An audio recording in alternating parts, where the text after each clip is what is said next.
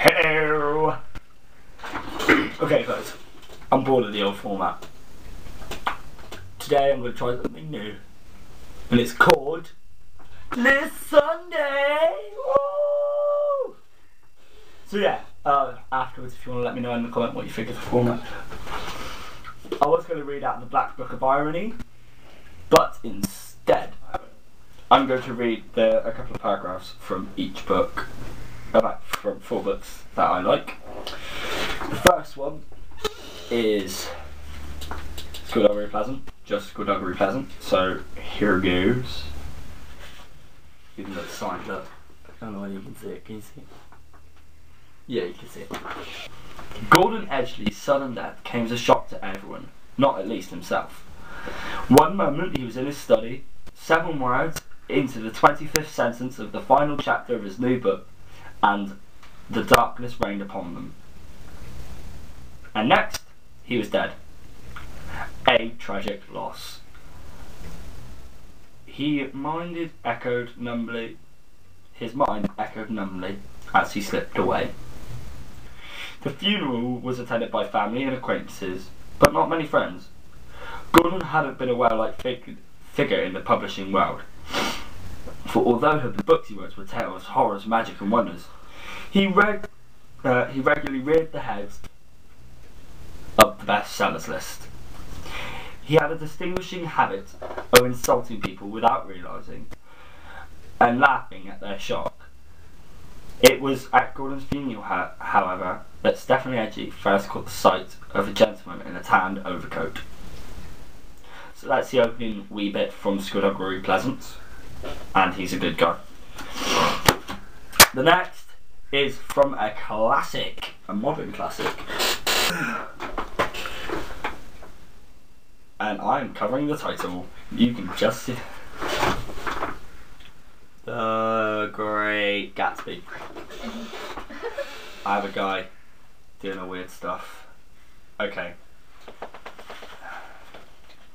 In my younger and more vulnerable years, my father gave me some advice that I've been turning over in my mind ever since.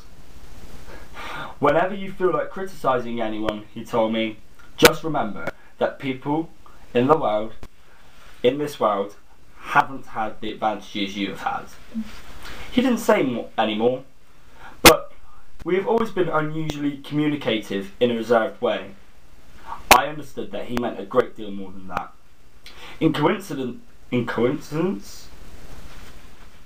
Consequence. Probably learn how to read. In consequence, I am inclined to reserve all judgment, a habit that has opened me up to many curious natures, and to me also the victim of not a few veteran bores. This video has already been going on for 3 minutes. Not too right, how you doing? I have to do a lot of cutting.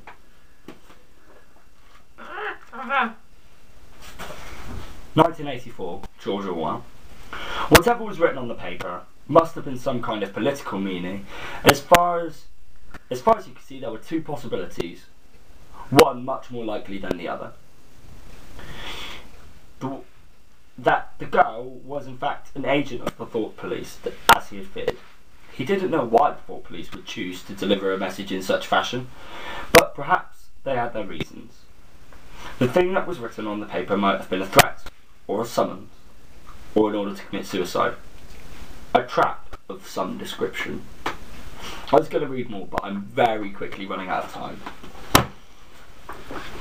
And the last one is Devil, he said consummentary, after he'd listened to my misfortunes.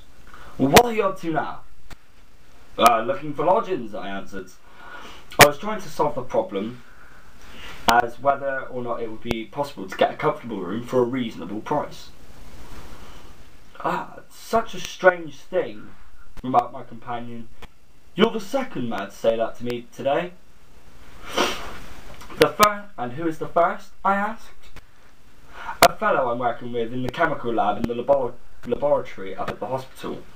He's a becoming fellow. This morning because he could not he could not get someone to go house with him on a nice room in which he had found, which were a bit too much for his purse. By Jove, I cried, if he really wants someone to share a room with, at the expense, that I'm the very man for him. I should prefer having a partner to being alone. And that, my friends, is it. If you wonder where the clones are, I fed them all to the shark pit. Because they just weren't cutting the bacon. No, literally, they weren't cutting bacon, it was awful. So I was like, no! Anyway.